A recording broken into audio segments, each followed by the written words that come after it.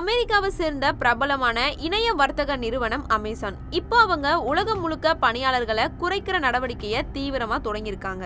இதனால இந்தியாவில மட்டும் 800 முதல் 1000 வரை ஊழியர்கள் தங்கள் வேலையை இழக்க நேரிடும்னு தகவல் வந்திருக்கு.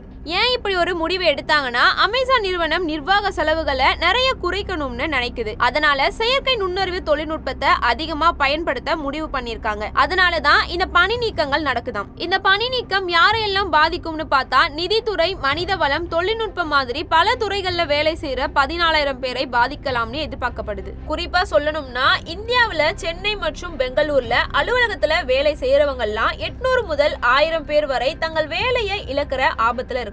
கடந்த ஜூன் 30ஆம் தேதி நிலவரப்படி பார்த்தா, அமேசான்ல உலகம் முழுக்க 15.5 லட்சம் பேர் வேலை செஞ்சுட்டு இருக்காங்க. இதுல நிறுவனத்தோட முக்கிய அலுவலகங்கள்ல மட்டும் 3,50,000 பேர் இருக்காங்க. தற்போதைய பணி நீக்கத்துல அமேசானோட உலகளவிய குழுக்கள்ல வேலை செய்யறவங்க தான் அதிகமா பாதிக்கப்படுவாங்கன்னு தகவல் வெளியாயிருக்கு. இத பத்தி அமேசான் நிறுவனத்தோட மூத்த துணைத் தலைவர் ஒரு பதிவை வெளியிட்டிருக்காரு. அதுல என்ன சொல்லியிருக்காருன்னா, இந்த பணி நீக்கம் நிறுவனத்தை இன்னும் வலுப்படுத்தவும், தேவையில்லாத பிரிவுகளை குறைக்கவும், முக்கியமான திட்டங்களை முதலீடு செய்யவும் மேற்கொள்ளப்படுற தொடர்ச்சியான நிர்வாக சீரமைப்பு நடவடிக்கைன்னு தெளிவா சொல்லியிருக்காரு. இதுக்கு முன்னாடியே அமேசான் தலைமை செயல் அதிகாரி ஆண்டி ஜான்சி கடந்த ஜூன் மாசத்துல ஒரு அறிக்கையை வெளியிட்டாரு. அதுல சில்லறை வணிகம், கிளவுட் கம்ப்யூட்டிங்னு துறைகள்ல செயற்கை நுண்ணறிவு வேலைகளை கையாளுது. அதனால அடுத்த சில வருஷங்கள்ல நிறுவனத்தோட மொத்த ஊழியர் எண்ணிக்கை குறையும்னு ஏற்கனவே எச்சரித்திருந்தாரு. இப்படி அமேசான் நிறுவனம் செயற்கை நுண்ணறிவு தொழில்நுட்பத்தை முன்னிறுத்தி செய்யற இந்த பணி நீக்க நடவடிக்கை தொழில்நுட்ப துறையில் வேலை செய்யற ஆயிரக்கணக்கான பேரோட